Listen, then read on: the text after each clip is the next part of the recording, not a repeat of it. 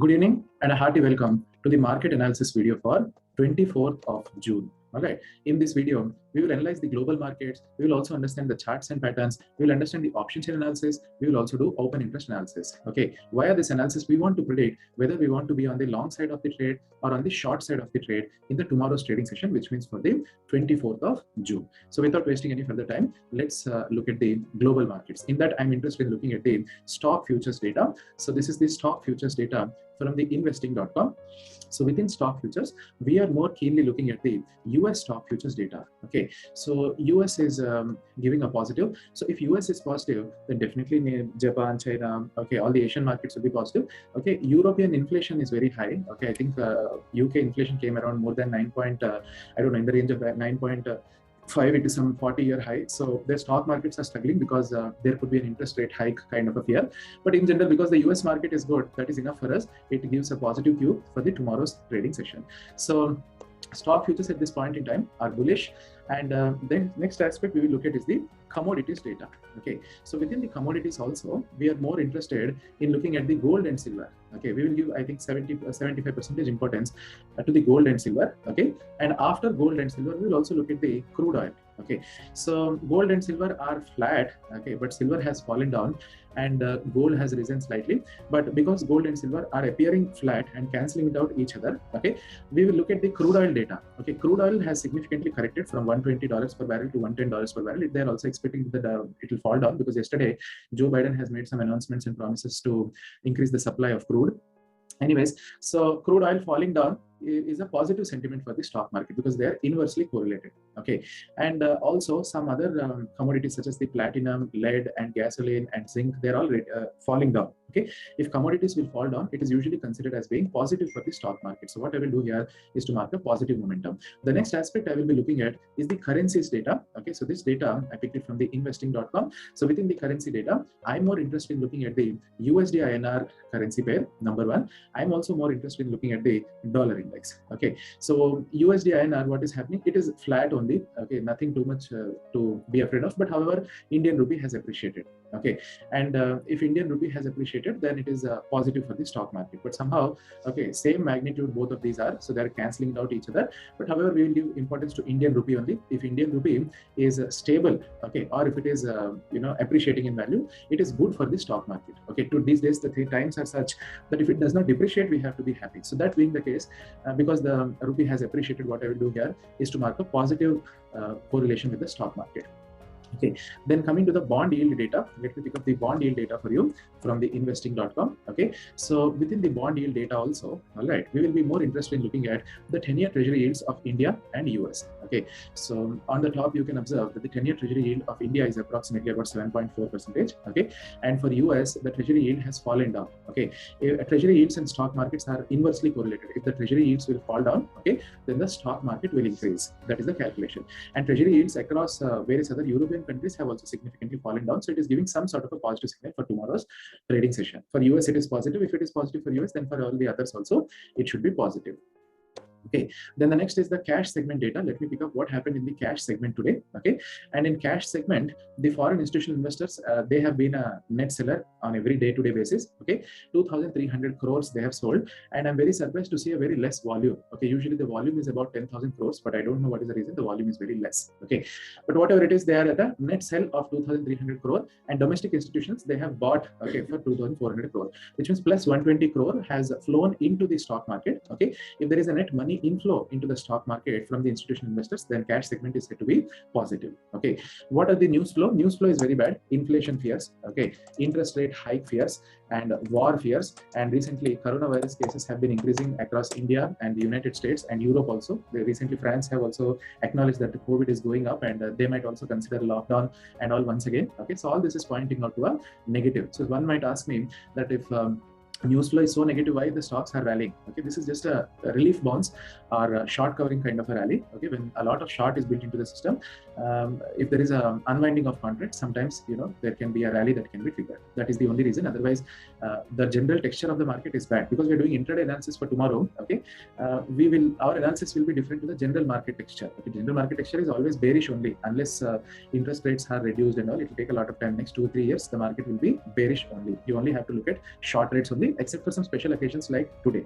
Okay, so the next is charts and patterns. Let me pick up the charts and patterns data in front of your screen. So this is the June future data that I have attached for you. All right, and I cannot find any such candlestick pattern. Yeah, there is a 3 white soldier pattern. Okay, last candle is pretty small in terms of volume, but whatever it is positive. And few candles they have traded above the VWAP line, few candles below the VWAP line, so it is neutral to positive because many more candles, okay, they have traded above the VWAP line in comparison with the below. Okay, and the next is the super trend is going in a negative direction or bearish. And the next one is moving average convergence divergence. Okay, positive crossover took place. Okay, so the angle also is good, and hence I'm considering it to be a positive. Okay, a relative strength index is at 55, it is neutral.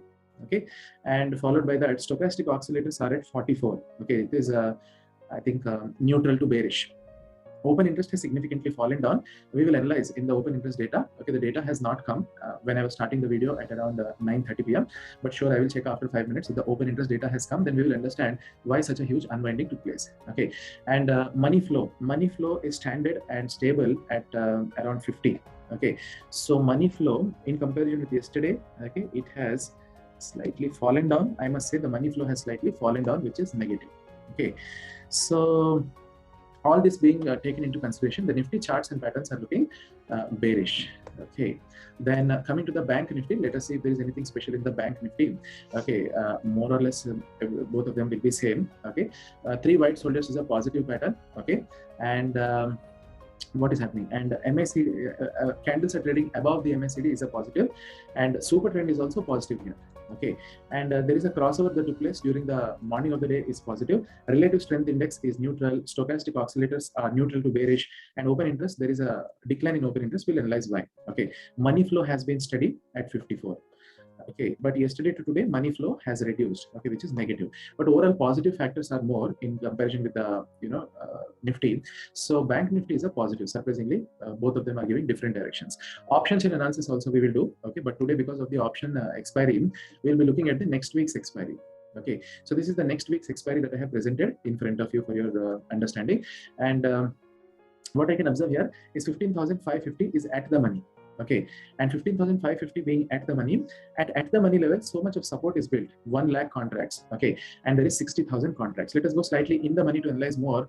Okay, 45,000, 59,000, 62. This is a huge open interest build. Of course, next one is a monthly expiry, so it's expected, but in general also this is a huge. Okay, and the next is call rating data. Let me analyze in the money calls. Okay, 15,000, 45, 61, 59, 40. So all in all, I can see, okay, that change in open interest also is more on the put side for next week than the call side, and here the unwinding also took place, and OI build up also is less on the call side. Okay, from a very long time this has not been the case, but yeah, because as the put writers win, okay, if put writers win, then it is a positive signal. Okay, so options in analysis, what am I doing here is for Nifty, I'm marking it up green color. Let me in the similar fashion look at the option chain of the Bank Nifty also. So I'm putting it in the Bank Nifty. Okay, and expiry date I'm selecting next week's expiry because today the option expiry took place. So 33,100 is at the money. Okay, at the money level, 46,000 contracts in the put side, 34,000 contracts in the call side. Okay, and put writers are winning so far, and here I cannot see any huge volume, 35, 4,000, 8,000 kind of volume, but here I can see a lot of volume, 11,000, 12,000 kind of volume, more than put writers. Okay, and change in open interest also looks like calls are added more in number in comparison with the put. So people are not interested to add Bank Nifty contracts, looks like, because here the call writers are winning. Okay, pretty mixed data is it, isn't it? Okay, here I will mark it as being negative.